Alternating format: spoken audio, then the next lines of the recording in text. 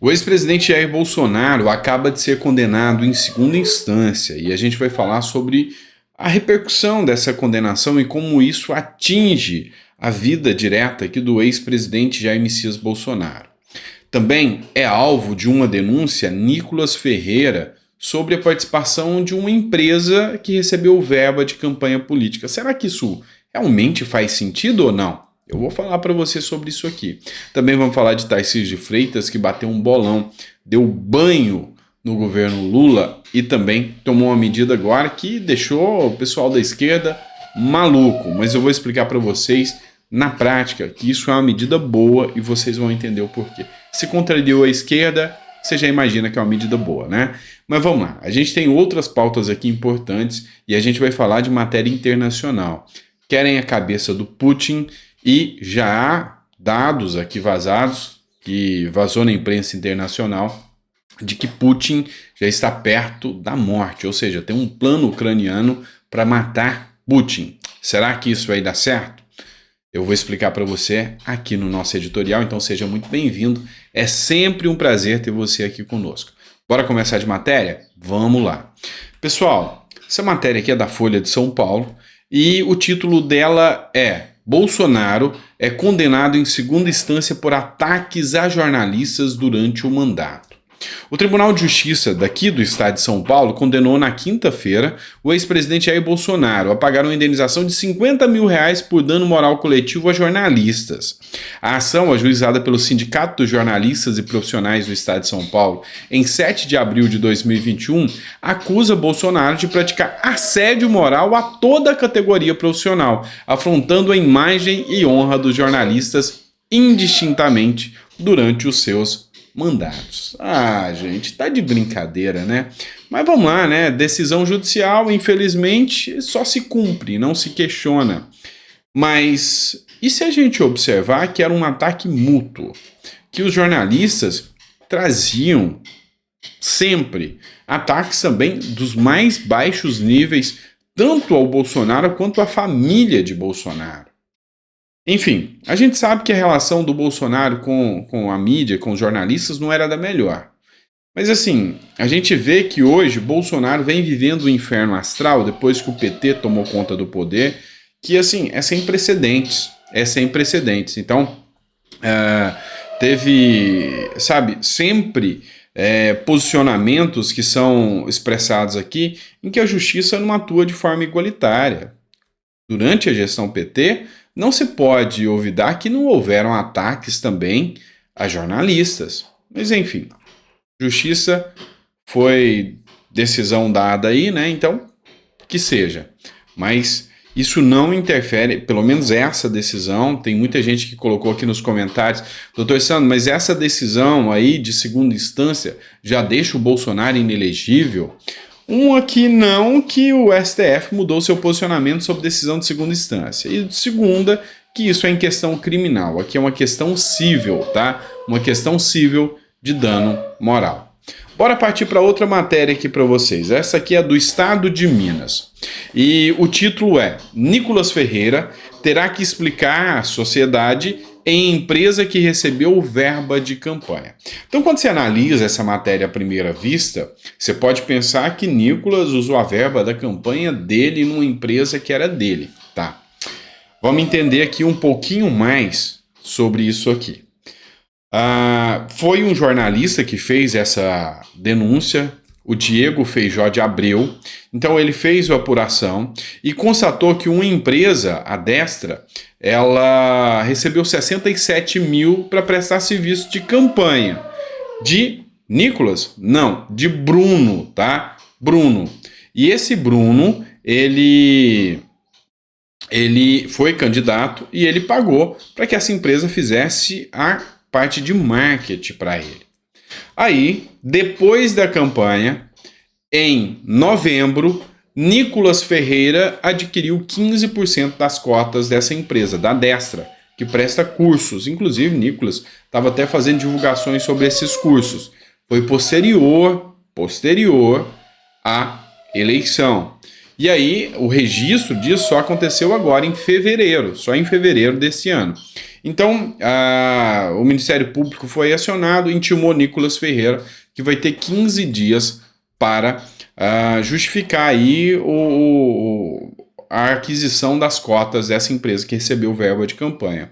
Como advogado, fazendo a defesa aqui de Nicolas, eu deixo bem claro, a aquisição foi posterior, não existe lei, preste atenção, não existe lei que veda você adquirir uma empresa porque ela recebeu cotas de campanha no passado. Então, não se importam mais com lei, se é ou não é, né? Mas então, é Nicolas fazer a defesa, se essa ação é séria, essa ação cai, porque não existe lei que proíbe que alguém adquira depois, se mostrou a transação, foi compra e venda, não é porque uma empresa prestou serviço para parlamentares que ela não pode ser adquirida depois, inclusive por um parlamentar, tá bom?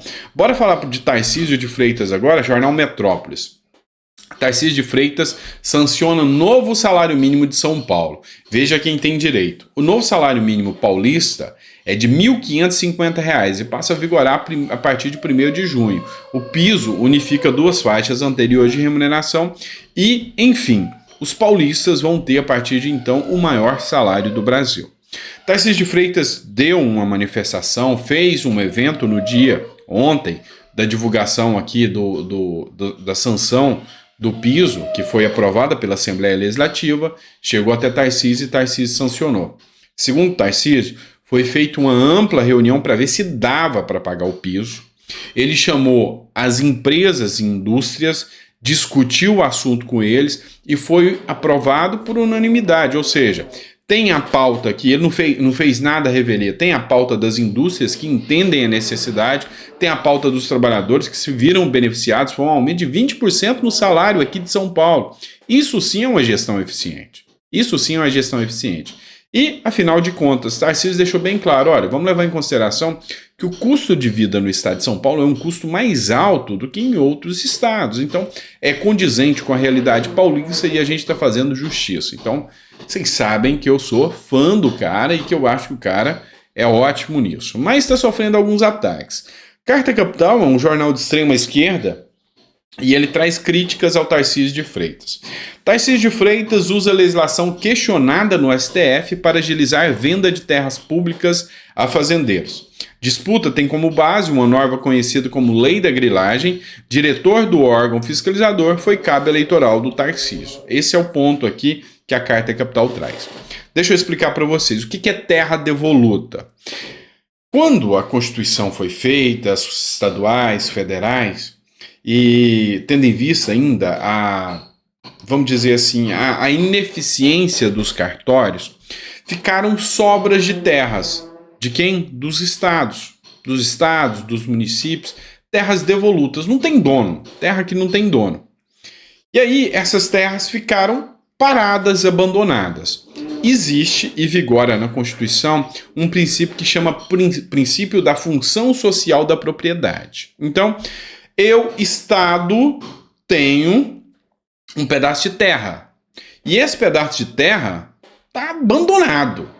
Não consta nem no cartório que essa terra existe, ela é devoluta. Ou seja, é um pedaço de terra que não tem dono, não tem estrutura, não tem escritura, e essa terra é do Estado por ser devoluta, ou seja, por não ter escritura, ser uma falha no mapa, tá? Para deixar claro assim para você.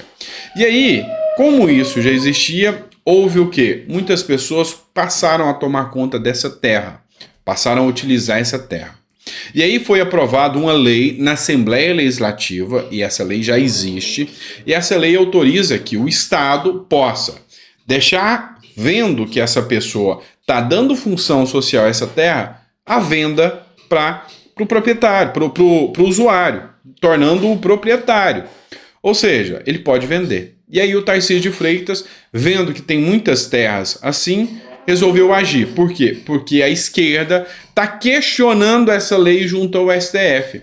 E o Tarcísio de Freitas sabe que o STF pode derrubar essa lei ou não. E aí, nesse sentido, ele já fez a ampla negociação, ofereceu desconto e parcelamento, e agora essas terras vão ficar na mão de quem produz.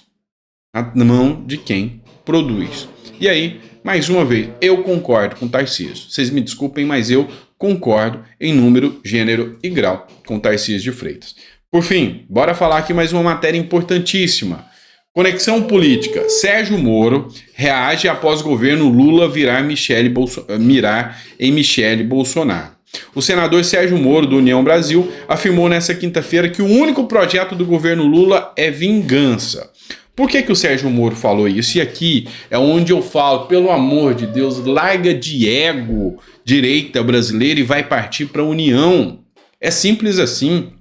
O governo Lula mirou num programa Pátria Voluntária da Michele Bolsonaro e disse que vai investigar tudo para ver se há irregularidades. Qual que é o intuito? Tornar Michele Bolsonaro inelegível. Eles estão morrendo de medo. Ela já é a segunda numa pesquisa feita pelo Paraná Pesquisas em índice de votação. Ela está à frente de Zema. Ou seja, estão com medo e vão querer deixá-la inelegível. E vão achar o quê? Pelo em ovo, assim como procuram com relação a Bolsonaro. É simples assim. Então a grande questão aqui é: Moro saiu em defesa de Bolsonaro. Moro deu apoio a Bolsonaro, apesar das divergências na campanha. É isso que eu tô falando. Direita tem que se unir. Ah, mas eu não gosto do Moro. Que se dane se você não gosta do Moro. Talvez você goste mais do Lula, né? Talvez você goste mais da esquerda no poder. Então, meu amigo, tá na hora de ter um pouquinho mais de consciência e parabéns, Moro. É isso aí. Tem que defender mesmo. Bora lá. Última matéria aqui para vocês. Putin tá na mira, tá no alvo. Matéria do CNN Política. Estamos perto de matar Putin, diz vice-chefe do Ministério da Defesa da Ucrânia. O grupo Wagner também está entre os alvos. Vamos lá, vamos entender um pouquinho mais. Tá rolando a guerra na Ucrânia, você sabe disso. A defesa ucraniana diz que ela está muito avançada em campo tecnológico e que ela já conseguiu fazer o mapeamento e o rastreio de todos os cabeças do governo russo, inclusive do Putin, e já tem toda a trajetória e a estratégia do Putin feita. E, inclusive, sabe como chegar até o Putin e dar fim à vida dele, assim como também ao Grupo Wagner. O que é o Grupo Wagner, pessoal? É o seguinte, o Grupo Wagner é um exército particular, é uma milícia, são mercenários, ou seja, qualquer estado, qualquer Maduro da vida, qualquer Venezuela da vida, qualquer Brasil da vida que precisar desse grupo, desse exército, chame e fala, ó, eu te dou aqui, ó, 2 bilhões de reais, vem cá e desce o cacete, luta aqui. É o Grupo Wagner. E eles são estritamente alinhados com o Putin, tá? Ou seja, além da Rússia ter o exército dela, ela tem esse exército de mercenários que já atuou em várias outras guerras, ou seja, são treinados para atuar em guerra. A vida deles é estar em guerra. Então tem guerra no Irã, o Irã contrata, ele vai lá e guerrilha pelo Irã, tá? Sempre, lógico, nunca confronta a Rússia, que é o maior aliado deles. Mas aí a Ucrânia está sofrendo ataques do Grupo Wagner também.